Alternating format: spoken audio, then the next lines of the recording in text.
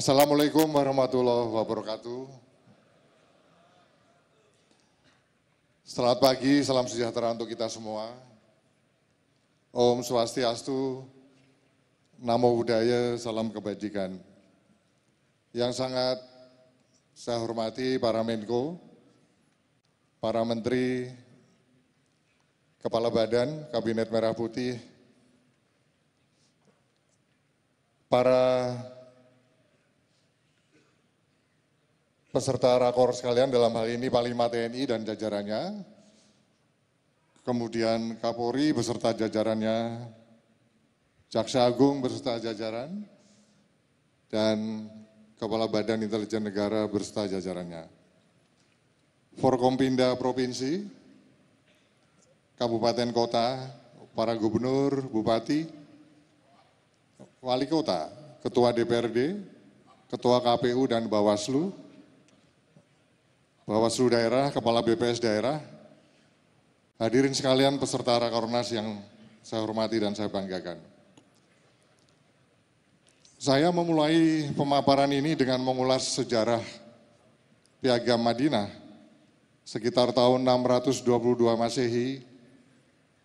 Hal yang pertama kali dilakukan oleh Nabi besar kita, Nabi Muhammad SAW, saat berhijrah ke Madinah adalah membuat kesepakatan dengan masyarakat Madinah, yang mana kondisinya saat itu masyarakat di Madinah adalah sangat heterogen, multi etnis, untuk mewujudkan stabilitas politik dan keamanan di Madinah.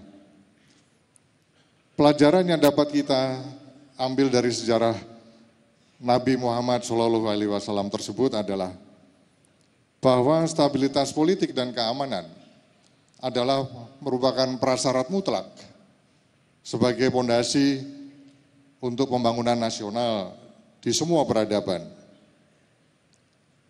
Bapak dan Ibu peserta Rakornas sekalian yang saya hormati, menjaga stabilitas itu membutuhkan kerjasama di antara kita semua. Karena tidak akan mungkin kita mampu menangani stabilitas ini hanya salah satu atau hanya dengan satu institusi saja. Kita semua yang hadir di sini memiliki tanggung jawab yang sama, tanggung jawab yang besar untuk memastikan stabilitas di wilayahnya masing-masing tetap terjaga. Sehingga visi dan misi Bapak Presiden, Bapak Prabowo Subianto, dalam 8 Astacita, 17 program prioritas dan 8 program hasil terbaik cepat atau quick wins dapat berjalan dengan baik. Terutama program-program makan bergizi gratis, swasembada pangan, swasembada energi, dan pemberantasan korupsi. Sebagai pimpinan di daerah, peran Bapak dan Ibu sekalian sangatlah penting untuk mensukseskan program-program prioritas tersebut.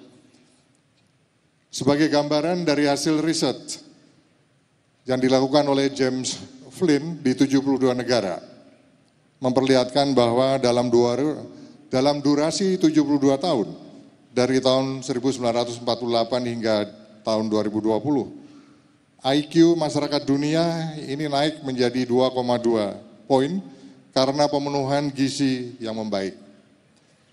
Hal senada dalam majalah The Economist edisi Juli 2024 menunjukkan bahwa program makan bergizi gratis ini mampu meningkatkan IQ anak sebesar 15 poin.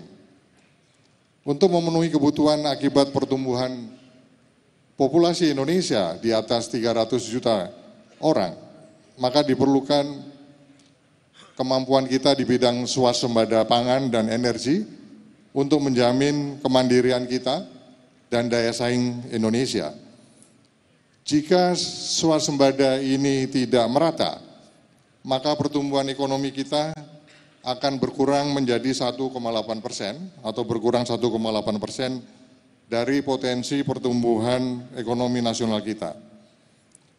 Penghambat utama pertumbuhan ekonomi kita adalah karena faktor ketidakstabilan di bidang politik dan keamanan. terutama kepastian hukum di dalam menghadapi praktek-praktek koruptif, penyelundupan maupun juga tindak pidana lainnya yang menyasar kepada seluruh lapisan masyarakat seperti kasus-kasus tindak pidana judi online. Bapak Ibu sekalian, jika kita mengutip pernyataan dari Daron Acemoglu, seorang peraih Nobel Ekonomi pada tahun 2024 dari Turki, yang mengatakan bahwa bila negara kuat namun masyarakatnya lemah, maka yang terjadi adalah otoritarian. Kalau negara lemah, masyarakatnya kuat, yang terjadi sebaliknya adalah anarki. Namun kalau negara kuat dan masyarakatnya juga kuat, akan menghasilkan kesejahteraan. Oleh karenanya sebagai pemimpin di daerah, Bapak Ibu sekalian lah yang paling tahu, paling paham kebutuhan spesifik di wilayahnya masing-masing tentang bagaimana caranya agar daerahnya ini tetap aman dan stabil, negara menjadi kuat dan masyarakat juga menjadi kuat. Kata kuncinya adalah satu, mendorong partisipasi masyarakat di dalam berbagai perumusan kebijakan dan membangun institusi yang kuat di daerahnya, terutama dalam aspek layanan publik yang prima sehingga resistensi masyarakat ini dapat diatasi dan suhu politik termasuk keamanan di daerah akan terus dapat terjaga dengan stabil. Oleh karenanya saya menitipkan beberapa pesan penting bagi para kepala daerah untuk terus menjaga stabilitas politik dan keamanan di daerahnya masing-masing dengan melakukan yang pertama terus menjalin dan meningkatkan sinergi yang baik antara eksekutif, legislatif, dan yudikatif di daerahnya. Yang kedua, meningkatkan sinergi dan koordinasi antar Forkompinda. Yang ketiga, berhati-hati di dalam membuat kebijakan, termasuk pembuatan perda-perda yang berpotensi menimbulkan gejolak. Contohnya di dalam penentuan upah minimum provinsi maupun kabupaten kota, yang melibatkan tripartit, dalam hal ini adalah pengusaha, buruh, dan pemerintah. Yang keempat, menjamin penyediaan layanan publik yang adil, yang merata dan tidak diskriminatif. Kemudian yang kelima, melaporkan dengan data yang benar, sehingga setiap kebijakan yang diambil tepat sasaran dan berdampak positif. Ketika masyarakat merasa dilibatkan dan merasakan manfaat langsung dari berbagai program-program yang dicanangkan oleh pemerintah, mereka akan mendukung dan bisa menjadi mitra yang positif bagi pemerintah daerah untuk menjaga stabilitas di daerahnya masing-masing. Bapak dan Ibu peserta Rakornas sekalian yang saya hormati dan saya banggakan,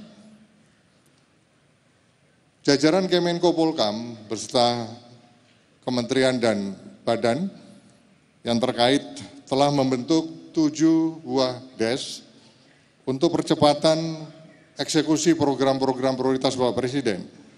Dan kami semua siap mendukung Bapak dan Ibu sekalian di daerah guna memperkuat upaya-upaya kita semua di dalam menjaga stabilitas politik dan keamanan untuk mendukung pembangunan nasional dan pertumbuhan ekonomi.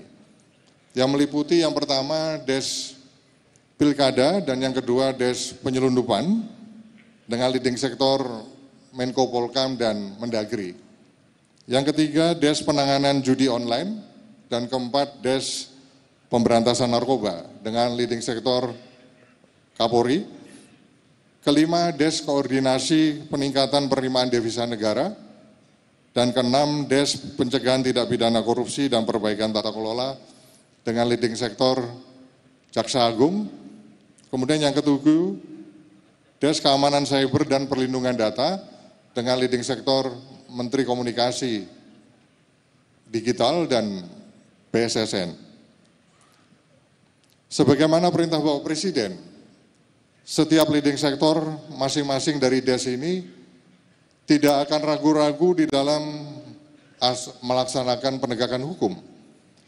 Di dalam menjalankan tugas, jika hukum ditegakkan terutama korupsi diberantas, mana kalau hal itu dilakukan, tentunya ujung-ujungnya sebagaimana perintah Bapak Presiden, tentu pembangunan nasional dan pertumbuhan ekonomi ini dapat naik sesuai dengan targetnya 8%.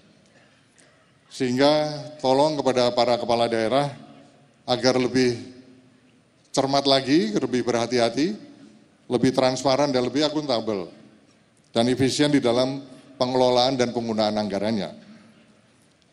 Bapak Ibu sekalian, Indonesia Emas pada tahun 2045 hanya dapat kita capai dengan semangat kebersamaan kita semua dan tekad yang kuat, terutama dalam pemberantasan korupsi, pemberantasan penyelundupan dan judi online. Kolaborasi antara pemerintah pusat dan pemerintah daerah, TNI Polri, Kejaksaan, BIN, sektor swasta, dan masyarakat adalah merupakan pilar utama untuk menghadapi tantangan kita bersama. Oleh karenanya, kami mohon memastikan betul sinkronisasi dan komunikasi antara daerah dan pusat ini menjadi faktor kunci yang penting. Ini harus dilakukan secara intensif dan terbuka agar kita semua dapat menyelesaikan setiap permasalahan ini dengan cepat. Selanjutnya agenda kita yang paling dekat dan membutuhkan perhatian kita semua adalah pelaksanaan pilkada serentak, serta penetapan upah minimum provinsi dan upah minimum kabupaten kota. Terkait penetapan UMK, keputusan ini perlu dipertimbangkan dengan cermat agar tidak terjebak kepada kebijakan-kebijakan yang populis. UMP yang terlalu tinggi atau tidak rasional ini bisa mengganggu pertumbuhan ekonomi kita, menurunkan rekrutmen tenaga kerja yang baru, mendorong pekerja ke sektor-sektor yang informal, dan ujung-ujungnya menyebabkan ketidakpatuhan pada peraturan yang dilakukan oleh setiap perusahaan. Selanjutnya terkait dengan pilkada serentak, kita semua berharap agar pesta demokrasi ini betul-betul bisa berjalan dengan aman, dengan lancar, jurdil, dan damai. Untuk itu kami memesankan kepada setiap kepala daerah agar melakukan perencanaan dengan detail, dengan sebaik-baiknya, gunakan contingency plan untuk mengantisipasi setiap risiko yang berpotensi muncul. Jangan sampai kita terdadak atau panik oleh perkembangan situasi yang di luar kendali kita. Bapak Ibu peserta Rakornas sekalian yang saya hormati dan saya banggakan, sebagai ilustrasi penutup, saya menyampaikan dua contoh negara yang sudah terbukti berhasil melakukan lompatan-lompatan yang sangat luar biasa, yaitu Korea Selatan dan China. Pada tahun 1960, pendapatan per kapita Korea Selatan tidak jauh berbeda dengan Indonesia, yaitu kurang lebih berkisar 79 US dollar, dan masih masuk dalam kategori negara berpendapatan rendah. Namun di tahun 2024 ini, pendapatan per kapita Korea Selatan telah mencapai 36.132 US dollar. Sementara kita, Indonesia, masih di level kisaran 5.271 US dollar. Kata kuncinya adalah stabilitas politik dan keamanan, serta kepastian hukum di Korea Selatan.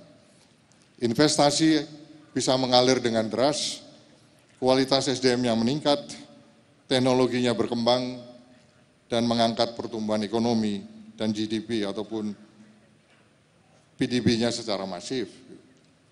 Di Cina, pertumbuhan ekonomi dicapai berkat 3 langkah besar yang dilakukan oleh Deng Xiaoping, yang diawali dengan menstabilkan politik keamanan dalam negerinya, kemudian menyiapkan sumber daya manusianya, kemudian mengundang investor dan untuk masuk ke negaranya, ekonomi menjadi tumbuh, dan kemakmuran diratakan ke seluruh penjuru negeri.